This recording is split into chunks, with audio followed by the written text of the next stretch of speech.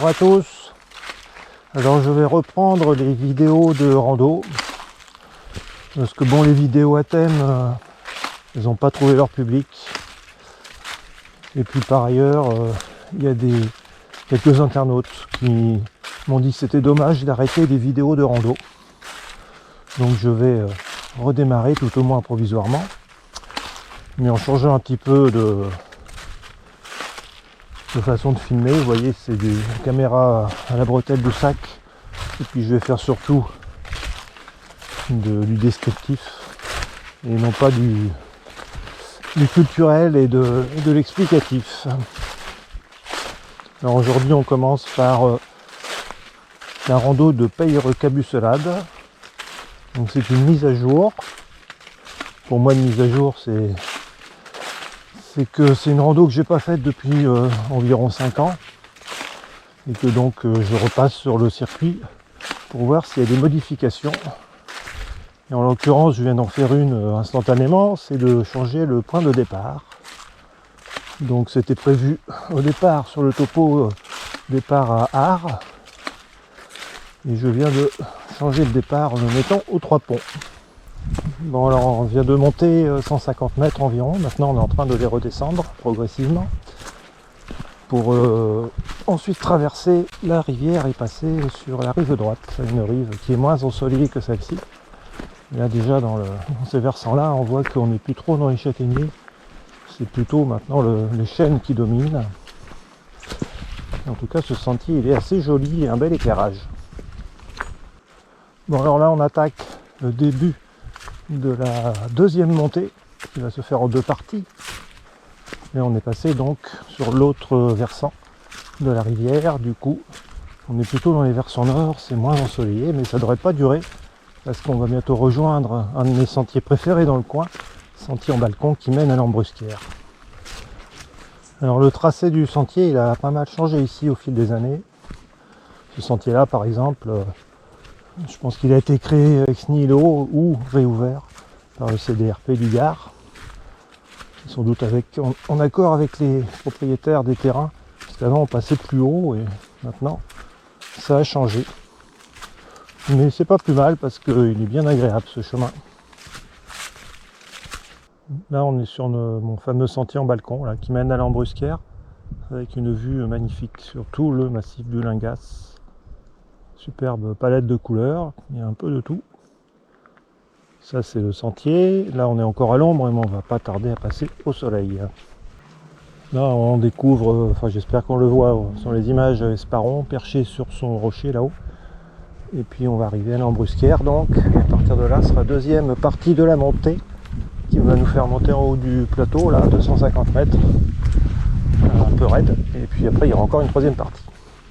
Quand on arrive en haut, on a une belle récompense là, puisqu'on va longer le plateau pendant un petit moment.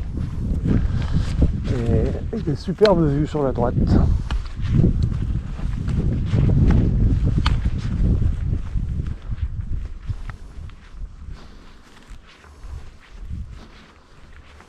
En se retournant, ça donne ça. Je vous fais faire un petit 180.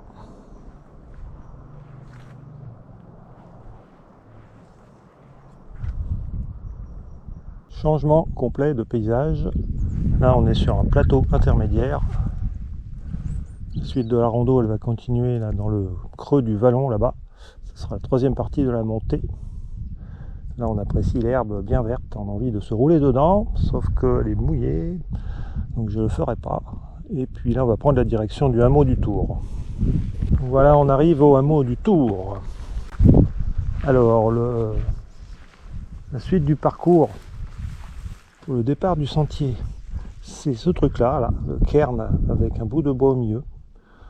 C'est étonnant qu'à cet endroit le département n'ait pas mis un poteau de rando, mais bon, c'est comme ça. Sinon, voilà ce que ça donne. Il y a ce bâtiment là, cette aubergerie dont le toit a été refait mais qui n'a pas l'air d'être très utilisé, quoique il y a des fenêtres en PVC quand même en bas. Et sinon le reste c'est globalement en ruine, mais par contre ce qui est très joli là c'est cette aire de battage. Voilà, je vous fais faire un petit tour.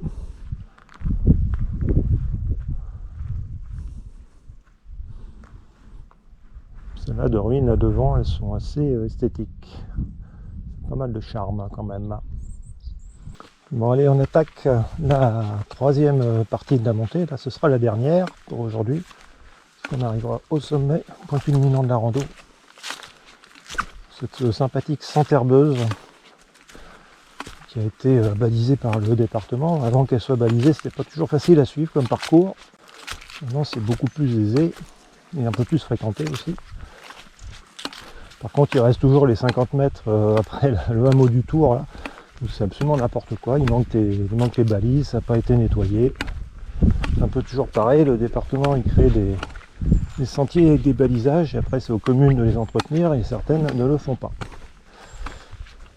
Bon enfin c'est pas grave, sur 50 mètres on arrive à s'en sortir. Et on va découvrir le Causse de Blandas.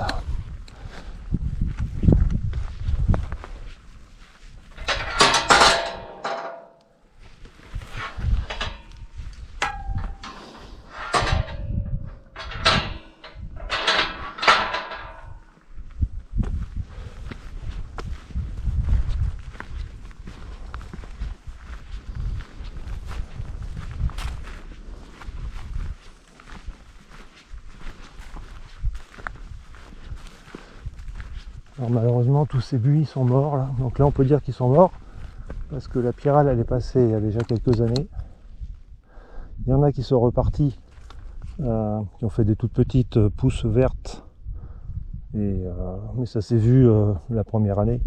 Là, ceux-là, vu que la pyrale est passée il y a déjà je sais pas combien, 2-3 ans, ils ne sont pas repartis maintenant, ils ne repartiront plus jamais. Donc ça va rester triste comme ça pendant une éternité. On arrive à la Peyre-Cabusselade. Je vais essayer de vous la montrer. Contre-jour, pas facile.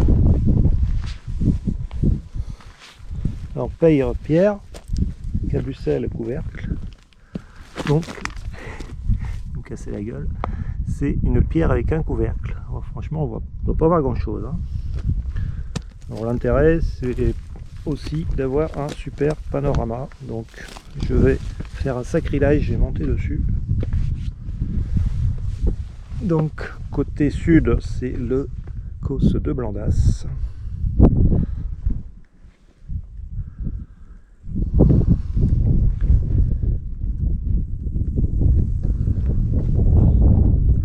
Et là donc on commence toute la crête du Lingas. Là c'est moi bien sûr, vous avez compris. Et à l'extrême droite la Luzette. En bas le rocher d'Esparon. Et on ne devine même pas le fond de la vallée dans lequel on va descendre, donc il va y avoir une bonne petite descente. Et puis ça, c'est la suite du parcours. Donc là on descend sur une piste, mais c'est pas désagréable du tout, parce que le panorama est vraiment très très vaste. Alors là on arrive aux Trestouillères, et là il y a toujours le panneau que j'aime bien, que je peux pas m'empêcher de prendre en image. C'est ce chemin interdit aux motos et aux voitures. Alors voilà, pour emprunter ce chemin en voiture, il faut être quand même sacrément motivé. Alors là j'avance un peu, on va aller sur ce petit rocher pour profiter de la vue. Voilà, on voit Arles en bas, c'est là qu'on va descendre. On n'aura pas fini après puisqu'il faudra prendre l'ancienne voie ferrée là qui passe sur le viaduc pour rentrer aux Trois Ponts. Donc, je vous fais le début de la descente que j'aime bien avec quand on est sur ce sentier là, qu'on a tout ce dénivelé à gauche. C'est vraiment très très joli. Sans doute le plus beau passage de la rando. Cette partie haute du sentier.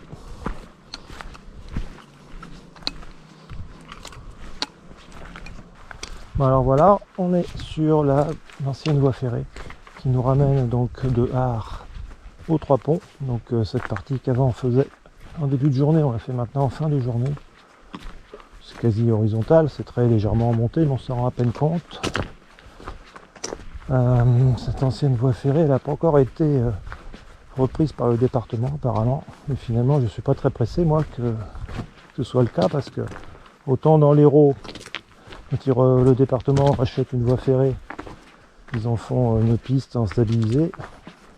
Par contre, dans le Gard, ils font des pistes goudronnées. C'est plus très agréable à marcher. Même si là, bon, c'est très caillouteux, c'est pas super agréable non plus. Donc voilà, cette vidéo va se terminer. Je ne sais pas ce que ça va donner. Donc caméra à la bretelle, c'est une chose. La GoPro, je l'ai réglée en super view, c'est-à-dire objectif très grand angle. Je ne sais pas non plus ce que ça va donner. J'ai mis les couleurs GoPro qui sont censées être les plus favorables. Je ne sais pas non plus ce que ça va donner. Donc on verra ça au montage. Et puis pour la prochaine fois, s'il y a des choses à corriger, ben on verra bien. Voilà, et bien à la prochaine.